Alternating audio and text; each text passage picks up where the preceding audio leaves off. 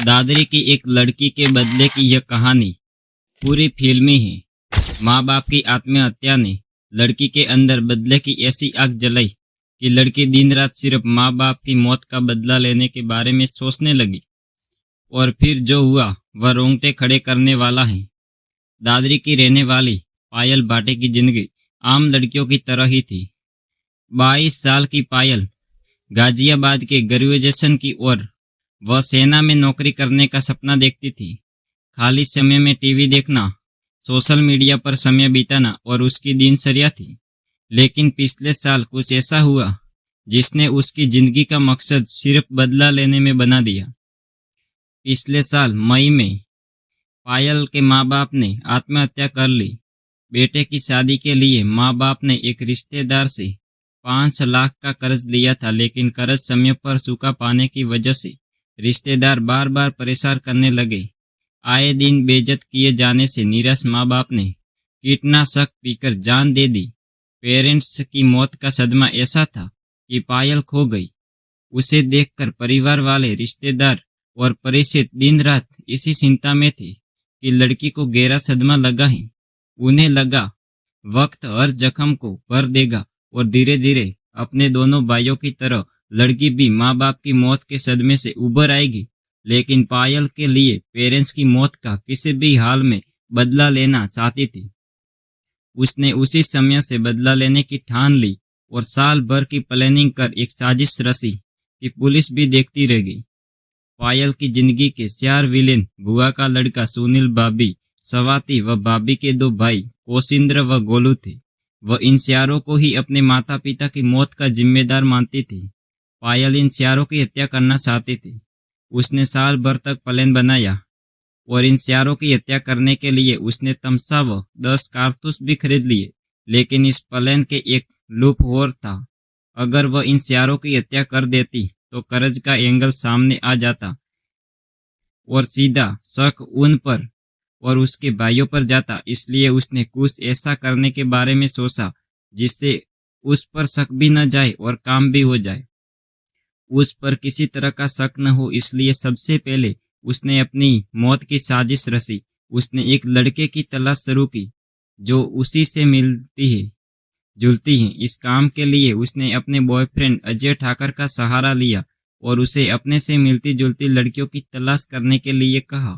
जगह जगह की लड़की की तलाश की जाने लगी और फिर पायल और अजय को ग्रेटर नोएडा के एक मॉल में एक लड़की हेमा चौधरी मिल गई जो पायल की तरह ही दिखती थी। अजय ठाकर ने धीरे धीरे हेमा से दोस्ती कर ली और पेशान बढ़ने पर उसे 12 नवंबर की रात पायल के घर ले आया। घर के अंदर पायल पहले से ही तैयार थी और किसी को कोई शक न हो इसके लिए उसने रात के खाने में नींद की गोलियां पीसकर मिला दी ताकि उसके भाई सो जाए और हत्या को शुभ सा अंजाम दिया जा सके। अजय ठाकुर रात के करीब 11 बजे हेमा को दादरी के बड़पुरा गांव से उसके घर लेकर पहुंचा। दोनों सीधे छत पर चले गए जहां पायल पहले से ही अंधेरे में चाकू लेकर छिपी थी। अजय ने हेमा को पीछे से पकड़ लिया और चाकू से उसके गले पर 2 बार उसकी हत्या कर दी। पुलिस का कहना है कि उन्होंने इसके बाद हेमा के शरीर से कपड़े उतारकर उसे पायल के कपड़े पहनाकर नीचे कमरे में माँ बाप की तस्वीर के पास लाश छोड़कर, यही नहीं हेमा के चेहरे पर गरम तेल डालकर उसकी पहचान भी मिटा दी ताकि किसी को शक न हो। वारदात की जगह सुसाइड नोट लिखकर छोड़ दिया और वह अजय के साथ अंडरग्राउंड हो गई। लाश देखने के बाद पायल के भाइयों और रिश्तेदारों को लगा कि माँ बाप की मौत से डिप्रेशन में आकर उसने अपनी जान दे दी। किसी को शक नहीं हुआ और पायल की मौत को सदमे की वजह से उठाया गया कदम मानकर घर वालों ने शव का अंतिम संस्कार भी कर दिया। इस साजिश के पहले प्लॉट में पायल सफल हो चुकी थी। अजय के हेमा ने किए गए फोन कॉल ने इस साजिश का पर्दा उठा दिया। पुलिस ने यह तक बताया कि पायल का इरादा अपने प्रेमी अजय को भी रास्ते से हटाने का था। बुलंदशहर में रहने वाले अजय ठाकुर ने पायल की मुलाकात 2020 सोशल मीडिया के जरिए हुई थी। अजय पहले से ही शादीशुदा है और 2 बच्चों का पिता है। यह पता चलने पर पायल ने अजय से रिश्ता खत्म कर लिया, लेकिन अपना बदला लेने के लिए उसे किसी साथी की जरूरत थी तो उसने प्लानिंग के तहत अजय वो दोबारा दोस्ती की। जब उसे अजय पर पूरा यकीन हो गया तब उसने शादी करने के लिए किसी भी हद तक जा सकती है। तब उसे बदला लेने में अपने इरादों के बारे में उसे बताया और कहा उसने तभी शादी करेगी जब इन चारों का हत्या करने की मदद करेगा। पायल के लिए अपनी बीबी बच्चों को छोड़ने के लिए तैयार अजय उसका साथ देने के लिए तैयार हो गया। इधर एमा के लापता होने से उसकी बहन ने पुलिस में शिकायत दर्ज करवाई थी और उसकी तलाश करते हुए पुलिस को अजय का मोबाइल नंबर मिला और इसी से पायल की साजिश का खुलासा हुआ।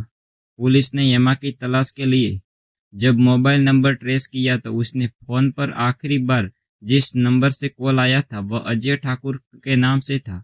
रजिस्टर मिला। पुलिस ने अजय ठाकुर का नंबर ट्रेस किया तो वह नंबर बंद मिला। उधर बुलंदशहर में अजय की पत्नी ने भी उसके लापता होने की शिकायत पुलिस में दर्ज करवाई थी।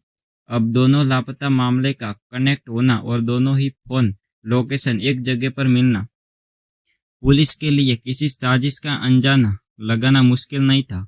लेकिन लापता लोगों की छानबीन करते हुए पुलिस के सामने जिस मर्डर केस का खुलासा हुआ वह चौंकाने वाला था।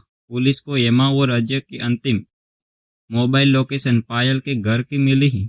छानबीन करते हुए पुलिस जब पायल के घर पहुंची तो वहां से उन्हें उसी तारीख से पायल के सुसाइड के मामले की जानकारी मिली।